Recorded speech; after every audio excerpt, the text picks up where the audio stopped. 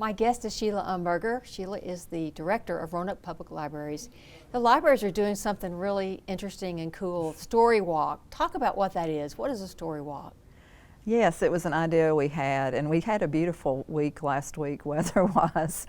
So basically, it's a storybook, a book that you basically deconstruct and put on like boards, storyboards, large signs, and you can space it out in a space, and families can walk along and read the book that way. In our particular case, we felt like this was a really good project for what's going on, you know, for families to have and we decided to make it traveling.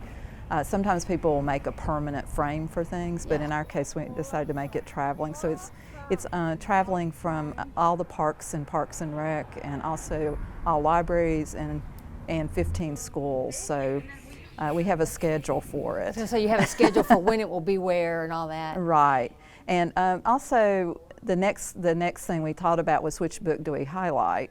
So during this year, we've been able to find a donor to fund a new edition of the Roanoke Baby book, and that's a book that we distribute to Carilion, to every child born at Carilion. Right. And we now have a bilingual version of that book. It's in Spanish and English, and so the Life Ring Foundation has funded that, and we're really excited about that. So we felt like that was also a good way for us to highlight the new book. Right. Great. Yeah. So anyone can come, right? You just walk up and participate. And you mentioned that book. Will there be other books displayed besides the baby book? Yes, we're going to start with this book. The next book that we have planned is, let me see if I can say this correctly, it's 4 Fur Feet. Okay. So Margaret Wise Brown was a graduate of Hollins University and back in the last century, and she wrote Goodnight Moon. And so she's like very well known in the preschool set, or just in general, her book. And this is an unpublished manuscript in their collection. So we had permission it's been published into a book, and with one of our other collaborative partners, Turn the Page, and they also help us distribute the baby book in the hospital.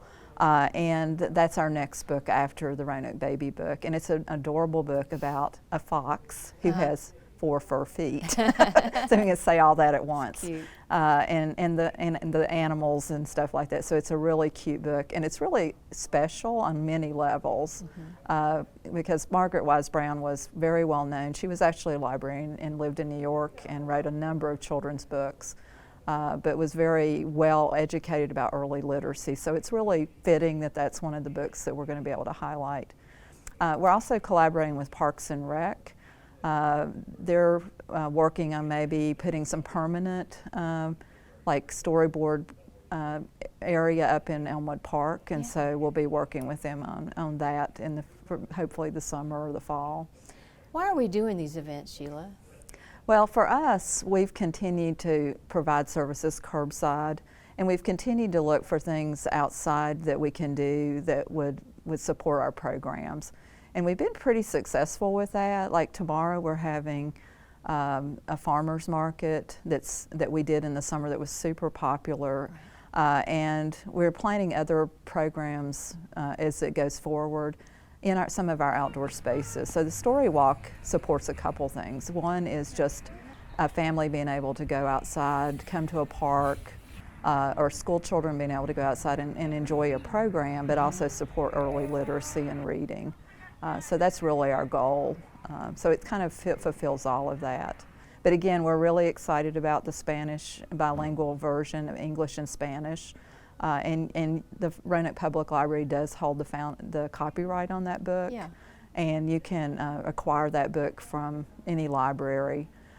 It's interesting, I had a person from Wisconsin contact me recently to purchase that for a graduation gift for some of her grandchildren because she's from Roanoke and they come to Roanoke a lot. So it kind of touches, there's a lot of scenes in that book that are familiar to someone from Roanoke or that has a connection to Roanoke. Well, and how great to have something that brings families out, brings them together with reading in mind. So that's wonderful. If somebody's watching today and they say, how can I find out more about the Story Walk?